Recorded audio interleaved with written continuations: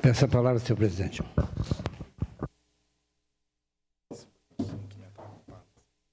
Bom dia, presidente D'Ambrós, colegas vereadoras, vereadores, as pessoas que nos acompanham pela TV Câmara, rede social, pelas redes sociais, mas em especial a nossa plateia, que está repleta de várias pessoas, entidades.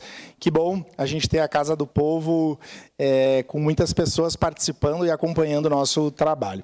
Quero dizer que hoje é um dos tantos dias felizes que o Poder Legislativo vive nessa legislatura. Votamos várias coisas importantes, vivenciamos muitos momentos, mas esse, eu tenho certeza, é um dos que vai marcar a atual legislatura.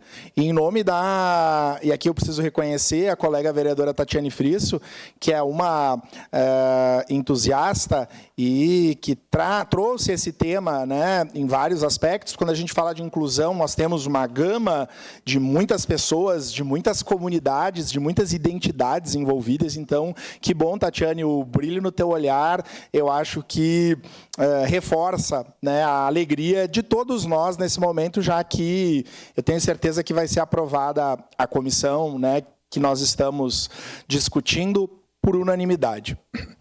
Para mim, o tema da inclusão, ele não é um tema extraordinário, ele não é um tema, um tema ocasional, mas ele é um tema ordinário e, por isso, da proposição de uma comissão permanente.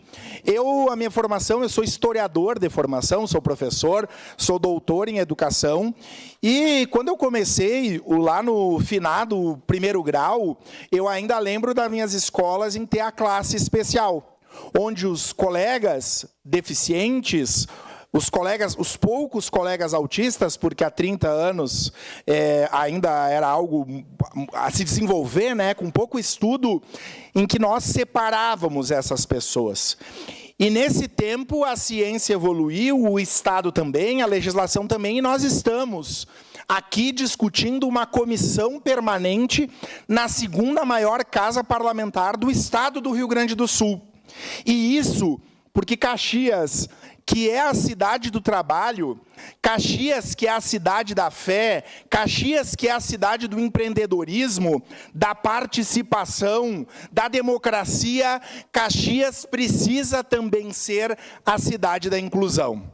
E quando nós falamos em inclusão, diante de tantas leis que foram criadas, de políticas públicas que estão sendo implementadas, nós precisamos pensar na inclusão de forma intersetorial. Essa casa vai discutir logo mais o plano de mobilidade. Nós precisamos pensar como o plano de mobilidade da segunda maior cidade do estado do Rio Grande do Sul vai abraçar o tema da inclusão. Nós precisamos pensar como os programas de habitação vão abraçar o tema da inclusão. Nós precisamos pensar como na educação nós vamos avançar e precisamos urgentemente de políticas de formação dos professores, de uma infinidade de recursos para essa área. No Estado democrático de direito, os iguais devem ser tratados como os iguais. E os diferentes precisam ser tratados como diferentes. Eu lembro aqui com muito carinho, como professor da rede pública de Caxias do Sul e da rede privada, de inúmeros alunos que eu tive, autistas, Down, enfim, né, de inúmeras deficiências e transtornos, e a necessidade da escola tratá-los da forma como eles precisavam ser tratados. E, aliás, o poder público precisa criar políticas para as crianças, para os adolescentes com deficiência, com transtorno, com superdotação, mas precisam pensar que essas pessoas vão ficar adultas, que essas pessoas vão ter a meia-idade, que essas pessoas vão ficar idosas. E nós precisamos, enquanto poder público, pensar não só na fase de bebês, de crianças muito pequenas, pequenas adolescentes, mas por toda a vida. Falávamos isso na reunião da frente, até porque eu vejo muitas das mães aqui com os olhos brilhando, e infelizmente as mães não duram a vida toda.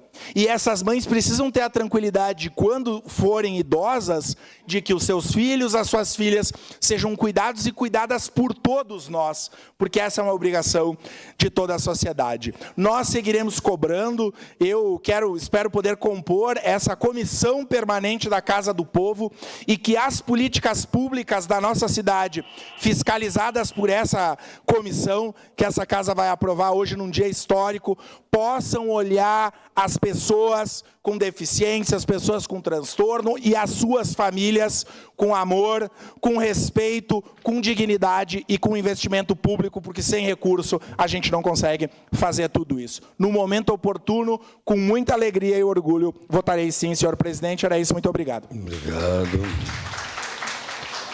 Camilles, com a palavra.